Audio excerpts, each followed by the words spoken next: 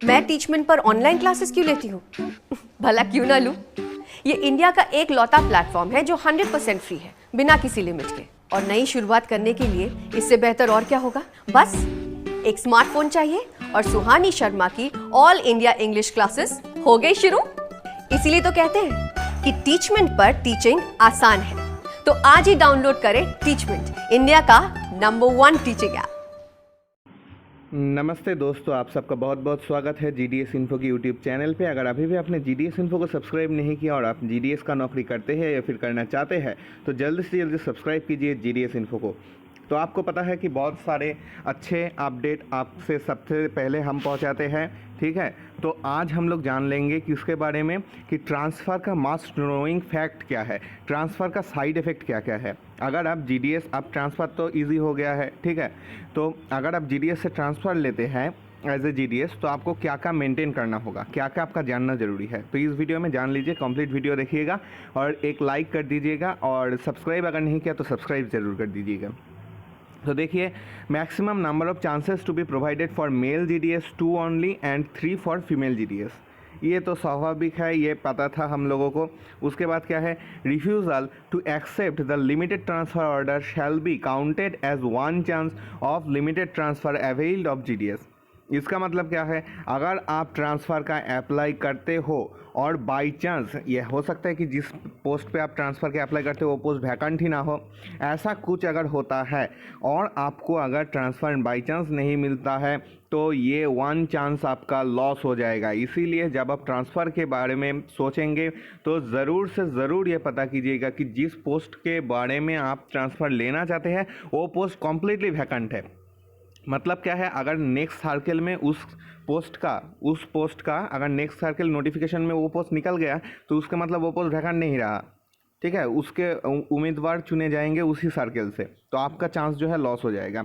लेकिन इसका भी बचने का उपाय है कि 15 दिन के अंदर अगर आप ले लेते हैं वापस अपना ट्रांसफ़र एप्लीकेशन तो कुछ नहीं होगा, ठीक है। उसके बाद क्या है, past engagement period will be counted for accessing the eligibility for appearing in the departmental examination as well as for annual increment. तो ये हमसे बहुत लोग पूछा है कि इंक्रीमेंट के बाद क्या असर पड़ेगा, डिपार्टमेंटल एग्जाम पे क्या असर पड़ेगा। तो कुछ नहीं पड़ेगा, कुछ नहीं पड़ेगा, आप जस्ट ट्रांसफ़र ले रहे हो, ठीक है। सीनियरिटी पे असर पड़ेगा, वो आएंगे हम। तो post engagement period will be counted for accessing the eligibility for appearing the departmental exam and as well as annual increment. Hopefully ये क्लियर हो गया। उसके बाद क्या है, GDS will not have claim to go back the previous engagement or recruitment unit division in any circumstances। मतलब by chance अगर आप ट्रांसफ़र ले लेते हैं और वहाँ पे समझिए आपका बनता नहीं है SPM के साथ या फिर BPM के साथ, तो आप बाई चांस भी उससे रिटर्न नहीं कर सकते हैं। रिवर्शन कहते हैं इसको, ये रिवर्शन इम्पॉसिबल है, ठीक है। यहाँ पे हमने ये तक कह दिया था, प्रूफ के साथ ही हम कहते हैं कि जो है GDS से अगर MTS का प्रमोशन लेते हो तो आपको चांस दिया जाता है और रिवर्शन में आने का। हो सकता है आप प्रमोशन लेके जा रहे हो लेकिन प्रमोशन से आप फिर GDS पे आ सकते हो। उसका प्रूफ है हमारे पास, हमारे चैनल पे अवेलेबल है। अगर आप कमेंट करेंगे तो मैं लिंक दे दूंगा उसका, वो भी देख लेना, बहुत अच्छा है, क्योंकि वो हमारे चैनल छोड़ के किसी भी चैनल पे नहीं मिलेगा। उसके बाद मोस्ट इम्पॉर्टेंट फैक्ट क्या है, there will not be any drop of TRCS slab on account of a request transfer and number of increments earned by GDS will be retained। इसका मतलब क्या है, हमने भी पहले ही कहा था कि TRCS स्लैब सेम होगा, ट्रांसफ़र लेने से TRCS स्लैब का कोई चेंज नहीं होता, ठीक है।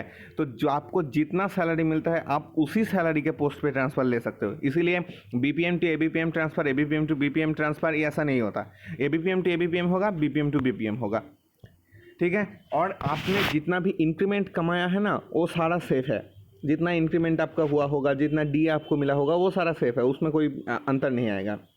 However, when the GDS transferred at his or her own request and the transfer is approved by the competent authority, he or she will be ranked junior in the seniority list of the new unit। कहा था कि नहीं कहा था हमने, ठीक है, बहुत बार कह चुके हैं हम।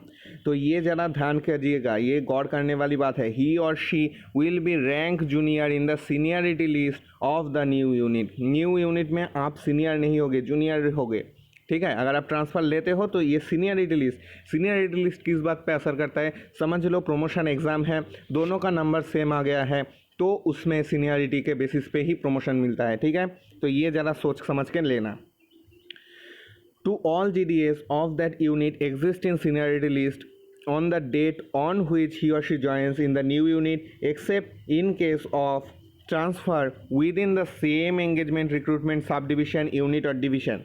मतलब सिर्फ इन तीनों को छोड़ दिया जा रहा है कि अगर खुद के सब डिवीज़न या फिर यूनिट या फिर डिवीज़न के अंदर ट्रांसफ़र लेते हो तो ये कोई मैटर नहीं करेगा।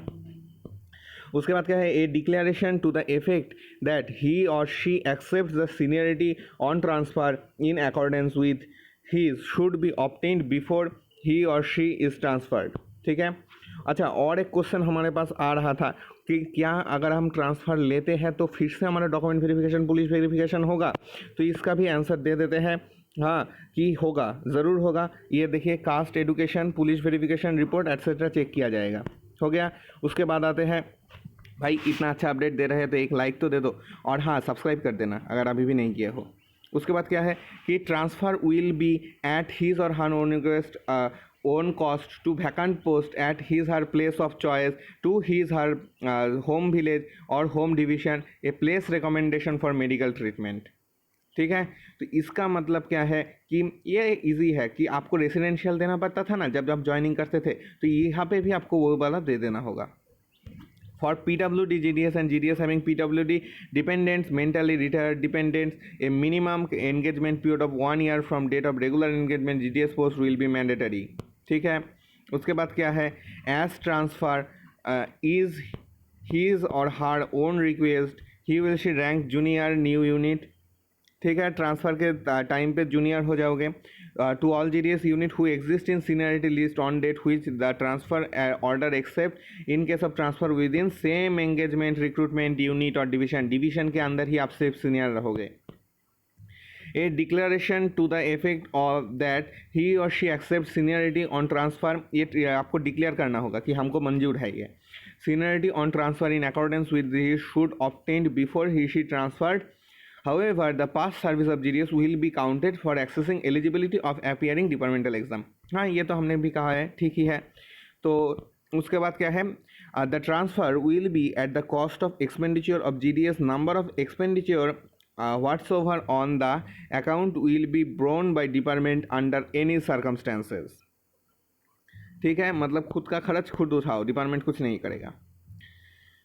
हो गया। All the terms and conditions stipulated directory letter number, ये वाला जो लेटर नंबर है इस पर क्लियर लिखा है और 15/7/2021 is applicable for to the transfer. हो गया।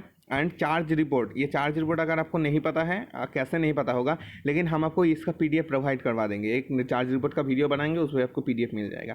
क्यों बार बार दूसरों से मांगोगे, यहाँ से लोगे, डाउनलोड करोगे, हो जाएगा। ठीक है, तो इतना ही अपडेट था। लाइक शेयर सब्सक्राइब तो आप लोग कर ही दिए होंगे।